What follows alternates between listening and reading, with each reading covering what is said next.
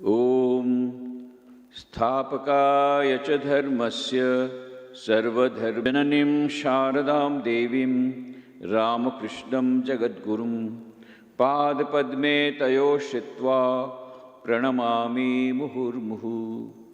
नमः श्री यतिराजाय विवेकानंदसूरये सच्चित्सुखस्वरूपाय स्वामिने तापहारिणे। मंच पर उपस्थित आदरणीय स्वामी सुप्रकाशानंद जी महाराज, यहाँ पर सभा में उपस्थित काली कृष्णानंद जी, अन्य सन्यासी वृंद, मंच पर उपस्थित आज की मुख्य अतिथि Mrs Anupama Bain, doctor Seema Yadav ji, doctors and nurses present here, staff, parents, students और विशेष तो यहाँ पर आज लाइटिंग सेरेमनी के लिए उपस्थित जो कल से जिनका ऑफिशियली अभी से ही जो लोग ऑफिशियली जिनका एडमिशन हो जाएगा इस महान प्रोफेशन नर्सिंग में, ऐसी सब बहनें जो यहाँ स्टेज पर बैठी हैं। सबसे पहले तो मैं स्वामी सुप्रकाशानंद जी महाराज को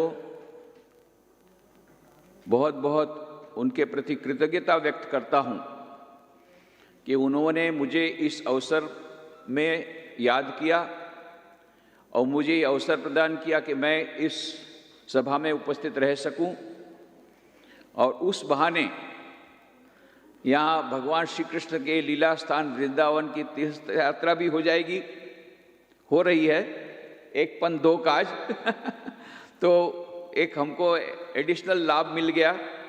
अभी बाकी बिहारी जी का दर्शन बाकी है, कल कराना है भाई, उसके पहले मैं नहीं जाने वाला हूँ तो बहुत ही सुंदर, इतना ये महान पवित्र स्थान, तीर्थ स्थान वृंदावन, और उसमें इतनी सुंदर ये हॉस्पिटल। आज सुबह मुझे हॉस्पिटल में घुमाया गया तो ये चैरिटेबल हॉस्पिटल लगता ही नहीं है।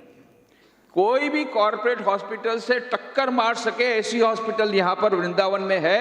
ये वृंदावन वासियों के लिए नहीं, सारे उत्तर प्रदेश के लिए और भारत के लिए गौरव का विषय है। बहुत ही सुंदर, इतना अच्छा, पूरे स्वामी सुप्रकाशानंद जी, उनकी पूरी टीम, काली कृष्णानंद जी और पूरी टीम को, जितने doctors, nurses, staff, they all deserve hearty compliments. सचमुच में मुझे बहुत ही आनंद हुआ यहाँ की क्वालिटी देख करके। क्वांटिटी तो है ही, इतने सारे रोज के 1400 पेशेंट यहाँ पर आते हैं, उनका इस प्रकार से उनकी सेवा होती है, प्राय निःशुल्क सेवा होती है। बाहर के रेट्स आप देखें तो उस प्रकार से इतने रियायती दर है कि आप लगेगा निःशुल्क ही है, और सचमुच में कुछ कई तो पेशेंट निःशुल्क ही उनकी सेवा की जाती है। इतना बड़ा सेवा यज्ञ यहाँ चल रहा है। उस सेवा यज्ञ में जो लोग अपना आहुति दे रहे हैं वे सभी अभिनंदन के पात्र हैं। They really deserve hearty compliments. उनके ऊपर भगवान श्री रामकृष्ण, माँ शारदा देवी, स्वामी विवेकानंद के आशीर्वाद अवश्य बरस रहे हैं, उसमें कोई संदेह नहीं। और मैं आज के जो विद्यार्थी बहनें जो नर्सिंग में आज प्रवेश ले रही हैं उनको भी बहुत हार्दिक बधाई देना चाहूँगा। उसके कई कारण हैं। पहली बात तो ये है कि यहाँ एडमिशन मिल गया आपको एडमिशन मिल गया मतलब आपकी नौकरी पक्की, आपका कैरियर डेवलप हो गया, पहली बात तो हो गई। तो मुझे यह बताया गया कि यहाँ से जो नर्स निकलती है कोई खाली नहीं रहती है, या तो यहीं एब्जॉर्ब हो जाती है या बाहर एब्जॉर्ब हो जाती है, अनएम्प्लॉयड कोई रहता नहीं है। तो आपका कैरियर तो पक्का हो गया the moment you join this training. तो ये नर्सिंग का आपका ये हो गया, इसके लिए आप लोग बहुत भाग्यशाली हैं। दूसरा, ये नर्सिंग का अभी हम लोगों ने बहुत सुंदर प्रवचन सुने, इस अनुपमा बेन से, डॉक्टर सीमा यादव से, रेणुबाला सिंह जी से, सब सुंदर प्रवचन सुने। उसमें ये बताया गया कि नर्सिंग का जो प्रोफेशन है वो कितना इम्पोर्टेंट है। उन्होंने कहा one of the 10 noblest professions है ना। मैं तो कहता हूँ नॉबलेस्ट प्रोफेशन क्यों नहीं कहते, क्यों? डायरेक्ट सेवा तो नर्स कर रही है, डायरेक्ट सेवा कर रही है। हम लोग सेवा यज्ञ की जब बातें करते हैं तो इस रियली नोबल प्रोफेशन। और आप लोग जानकर के आश्चर्य होगा कि श्री मां शारदा देवी यहाँ बैठी है। श्री मां शारदा देवी देखिए, वो तो अनपढ़ थी, पढ़ी लिखी नहीं थी, पर कितनी प्रोग्रेसिव माइंडेड थी कि नर्सेस तैयार करनी थी। तो स्वामी ब्रह्मानंद जी महाराज ने सुधीरा देवी को कहा कि भाई हमारे बनारस में इतने और बड़े हॉस्पिटल है, एक भी नर्स नहीं है, तुम किसी नर्स को तैयार करो। तो उस समय बंगाल में भी नर्सिंग का ट्रेनिंग प्रारंभ हो रहा था, तो नर्सिंग का ट्रेनिंग के लिए कोई मिल नहीं रहा था। तब सुधीरा देवी ने सल्लाबाला को तैयार किया।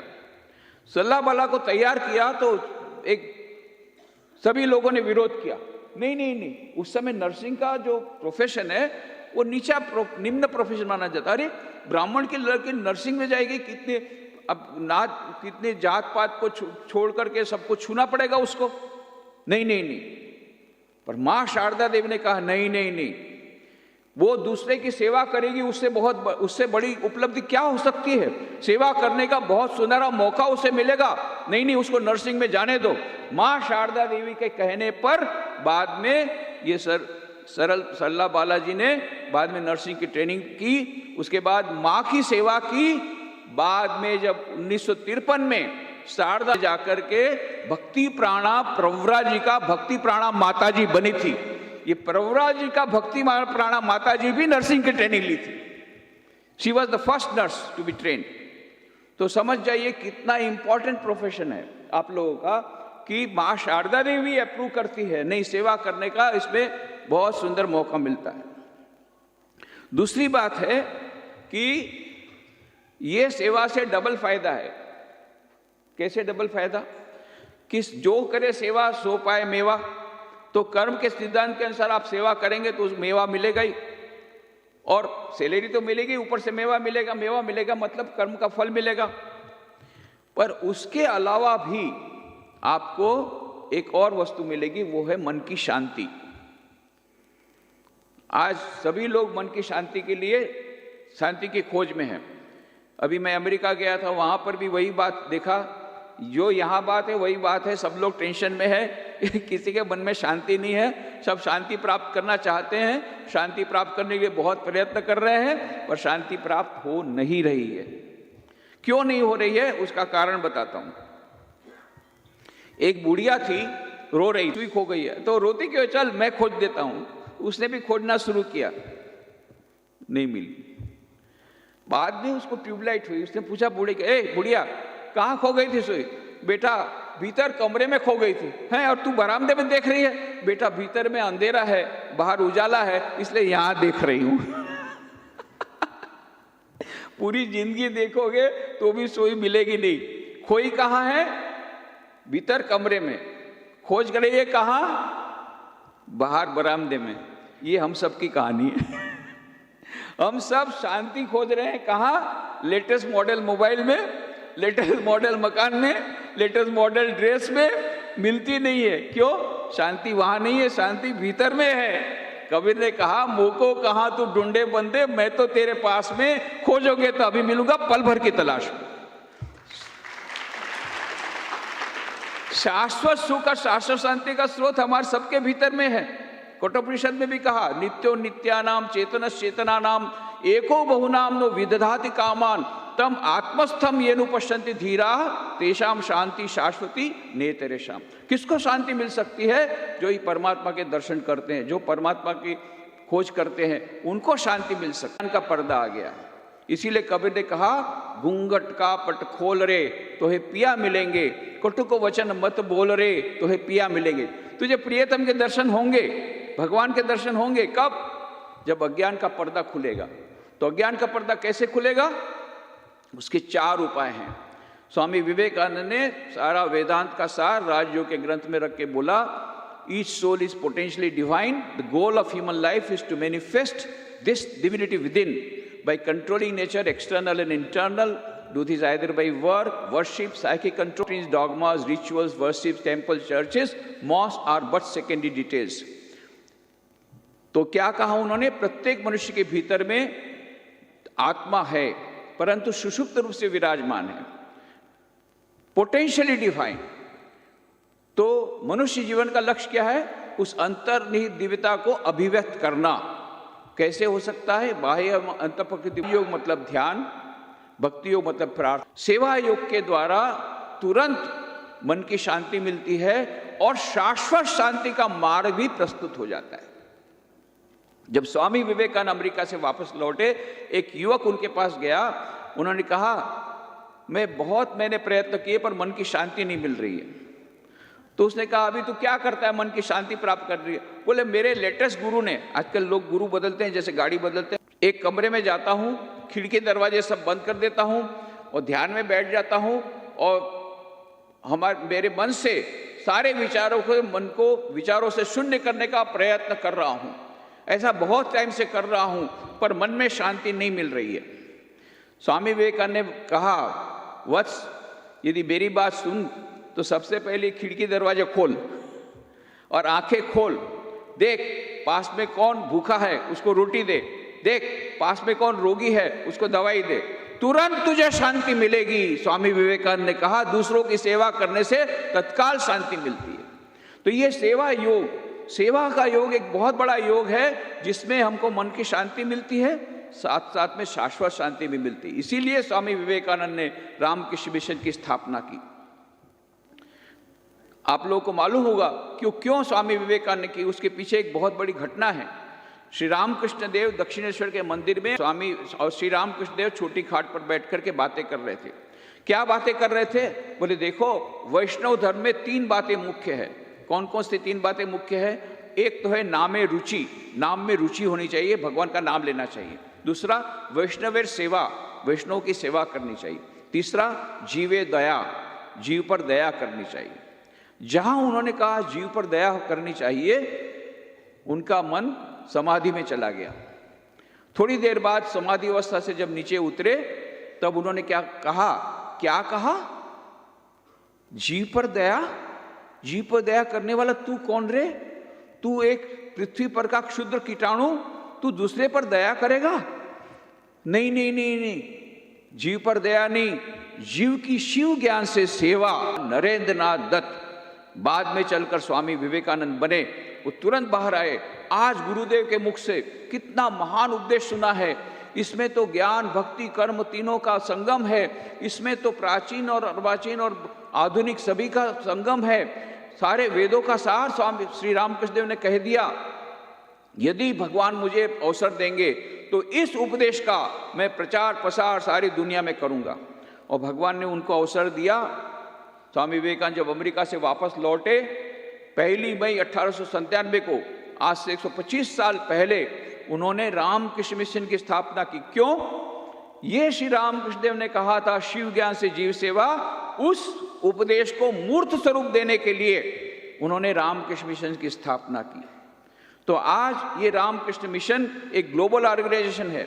आप लोग कितने भाग्यशाली इस ग्लोबल ऑर्गेनाइजेशन के भाग में हो रहे हैं। आज रामकृष्ण मिशन मठ और मिशन के 265 सेंटर हैं, 65 विदेश में हैं, 200 भारत में हैं।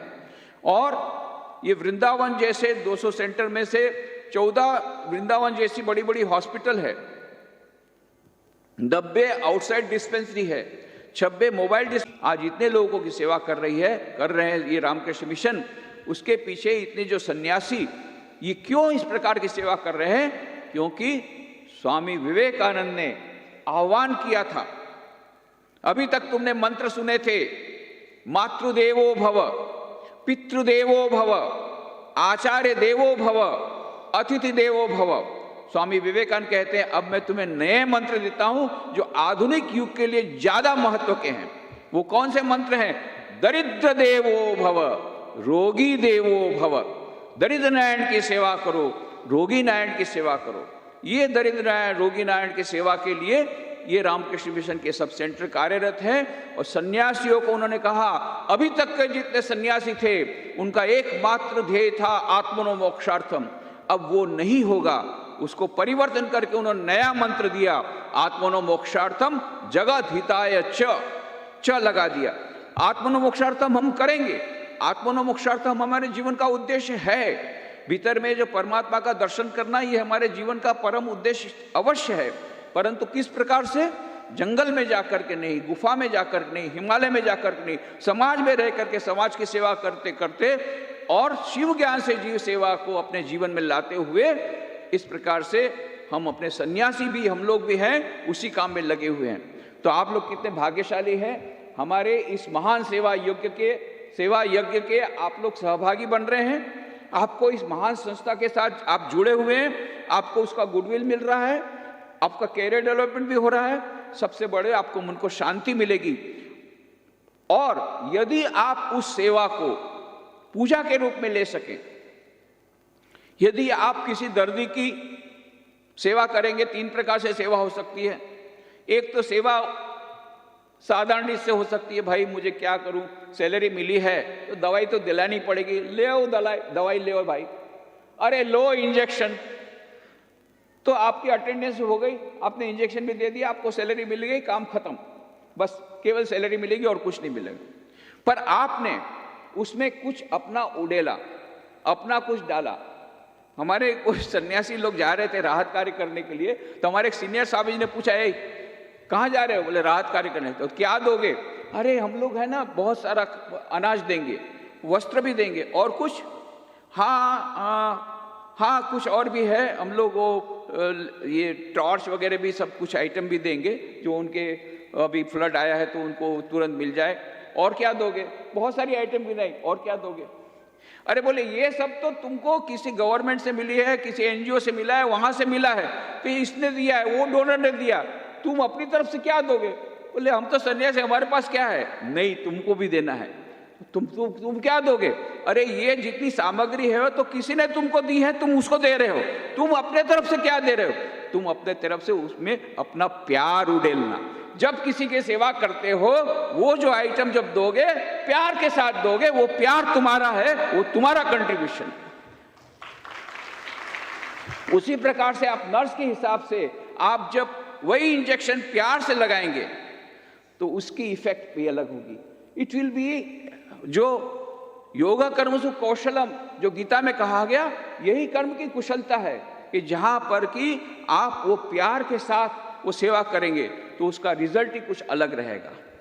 और तीसरी बात है, और आगे बढ़ करके उसको पेशेंट न समझ करके उसके भीतर में जो नारायण है, दर्दी नारायण की आप पूजा करेंगे कि भाई दर्दी नारायण की सेवा कैसे होती है।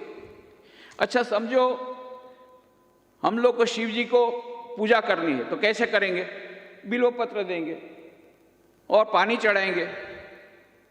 पर यदि कृष्ण भगवान की सेवा करनी हो तो उनको आप केवल जल चढ़ाने से नहीं चलेगा, उनको मक्खन मिश्री देना पड़ेगा। तो जैसे देवता ऐसी सेवा। तो दरिद्र नारायण को क्या सेवा कैसे करेंगे? उनको खाना देंगे। और रोगी नारायण की सेवा इंजेक्शन उसको दवाई देंगे। तो जैसे नारायण ऐसी सेवा।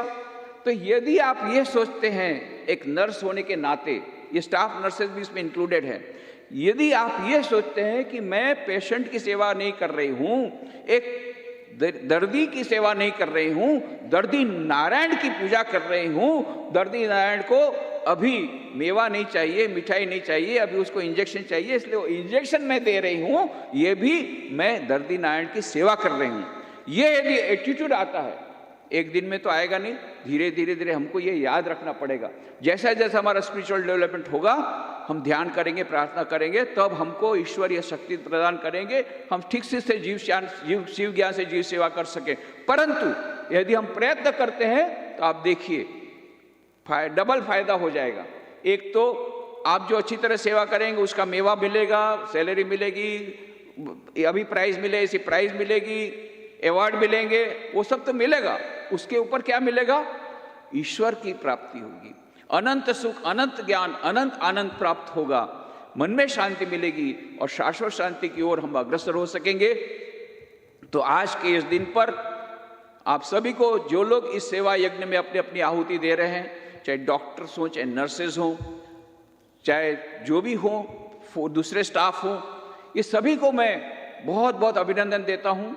ये सुंदर कार्य यहाँ पर चल रहा है और विशेष करके ये बहनें जो यहाँ बैठी हुई है, जो आज से एंटर कर रहे इस महान प्रोफेशन में, one of the noblest professions of the world, not of India, इस वन नोबल प्रोफेशन में जब एंटर कर रही है, मैं भगवान श्री रामकृष्ण देव, माँ शारदा देवी, स्वामी विवेकानंद के चरणों में प्रार्थना करता हूँ, उनके आशीर्वाद आप सब पर बरसें, आप सब पर बरसे, हम सब पर बरसे, और हम सब उनके कहे अनुसार शिव ज्ञान से जीव सेवा के उपदेश को अपने जीवन में सार्थक कर सकें।